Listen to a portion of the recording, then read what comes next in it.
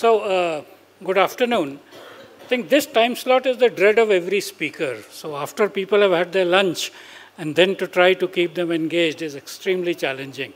In fact, we used to have a joke in academics about a professor who dreamt that he was taking a lecture and woke up and found that he was.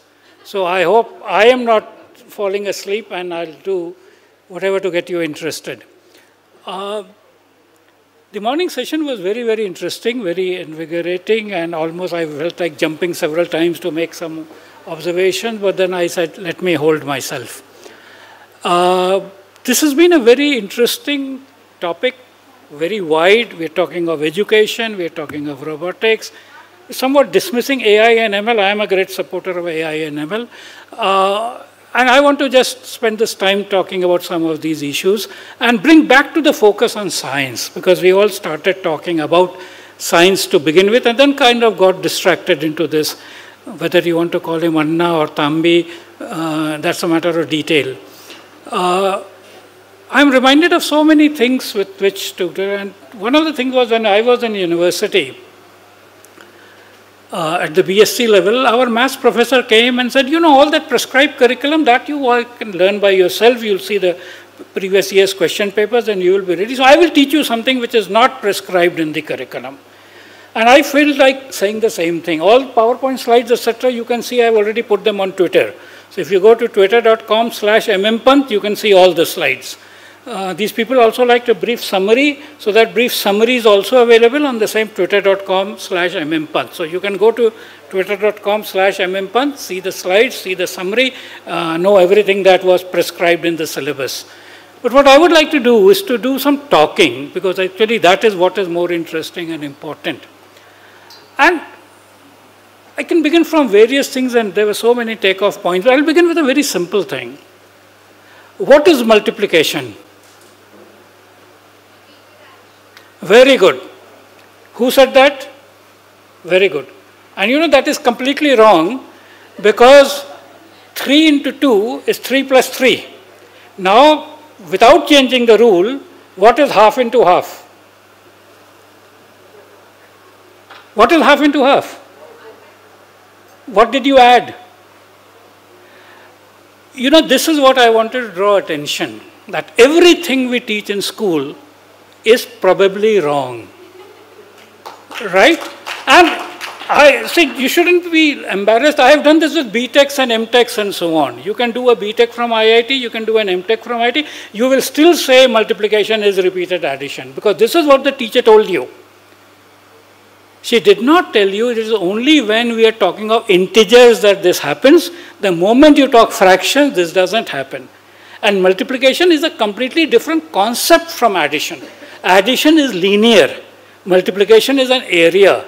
If we had added a unit after this, then 3 centimeters and 2 centimeters would have been 6 square centimeter.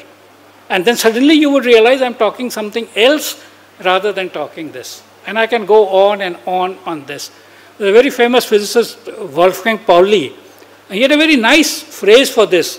Pauli was very great, Nobel laureate. Some of you remember your physics, Pauli's exclusion principle.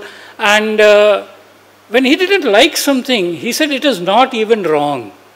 The Indian education system is not even wrong, because to be right or wrong, you should be addressing the problem. And then you have a right solution or a wrong solution. You're not even addressing the problem, because no goals are defined, no purpose defined, there is a latest 2018 report on the state of education in the world. And that report says, without any metrics for education, we are on a journey of education. Would you go on a journey without knowing how many miles you have to travel? How many liters of petrol you are going to use? We are on an educational journey without any such idea. What is the outcome of learning? Nobody is specified in generic terms. You say, if you did that paper on that day, you got it. So now, on a given paper, everybody did. You got 95, he got 85. What's the difference between you two? Nobody knows.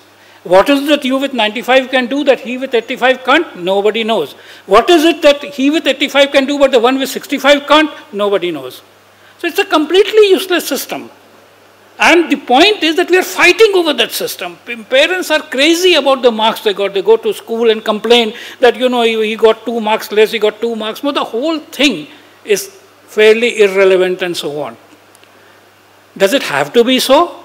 Answer is no.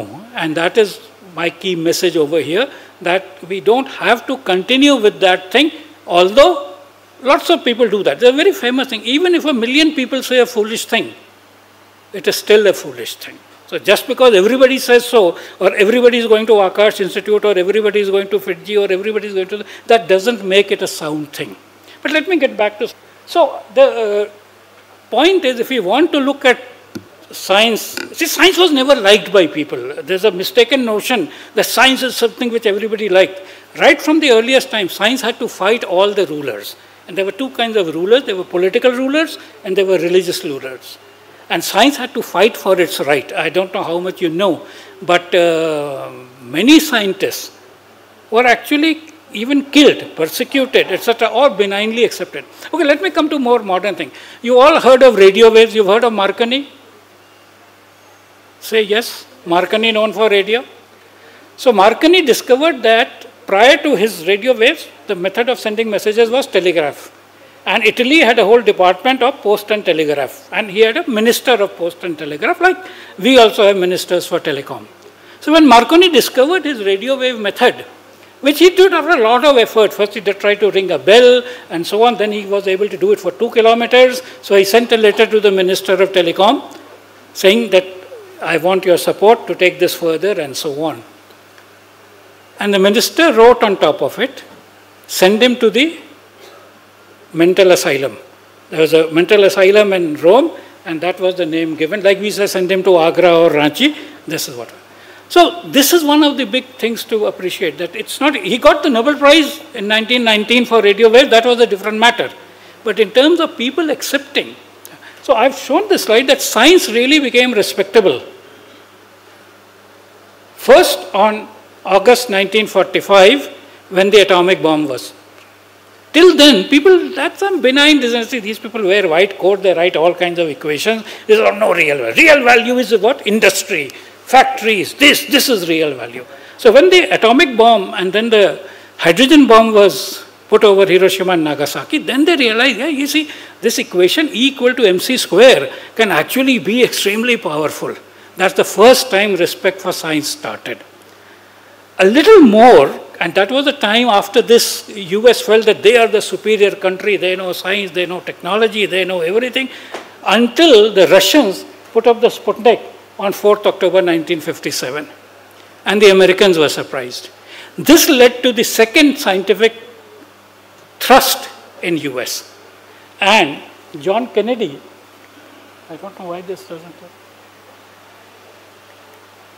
So John Kennedy, when he was elected, he said this as a very famous speech, that this nation should commit itself to achieving the goal before this decade is out of landing a man on the moon and returning him safely to. We need that kind of a bold mission today. That within whatever time frame you choose, 10 years, 5 years, 20 years, 100 years, that we will try to regain or at least establish our footprint on the world of science, technology, and whatever is called modern developmental progress. So President Kennedy said this in 61, and 69, the famous statement, a small step for this thing, a giant step for mankind. I think this is the spirit we need if we really want science. It won't happen by incremental, what they say, 6% of GDP or 2.5% of GDP or have increased. It has to be a serious mission. And then only things like this. You know that China is doing a similar thing for AI. You know that there are many countries which are working on biology and genomics and so on with the same work. I think this is very disappointing. My giant leap is all stopped. Yeah. Huh? Okay. It works when you get irritated. So, see, our famous Bharat-Ratna C.N.R. Rao, he said this in Rashtrapati Bhavan, not over coffee, not in Rashtrapati Bhavan, and many of you know, President is the visitor of all central universities. He said 90% of Indian universities have outdated curriculum. I'm drawing the parallel to the previous. This is not about 2 years ago. Not a whisper. Nobody has said, no, it is not 90, it is only 85. Because perhaps when you go to data, it will be 99 more than 90. Nobody has said that C.N.R. Rao is a traitor, take away the Bharat Ratna, he does not deserve a Bharat Ratna for doing all this and so on. This is where we are. So with full knowledge, we are doing nothing about moving ahead. So what happens? I have to pray for the next slide? Okay. So now this is one part. The other part is, in the global scene, people expect India to do great. So there's a PwC report recently which says by 2050, in purchasing power parity, we will be number 3. And US is now coming to number 2. May not be in absolute dollars, but in terms of purchasing power parity. So this is what the data they have taken.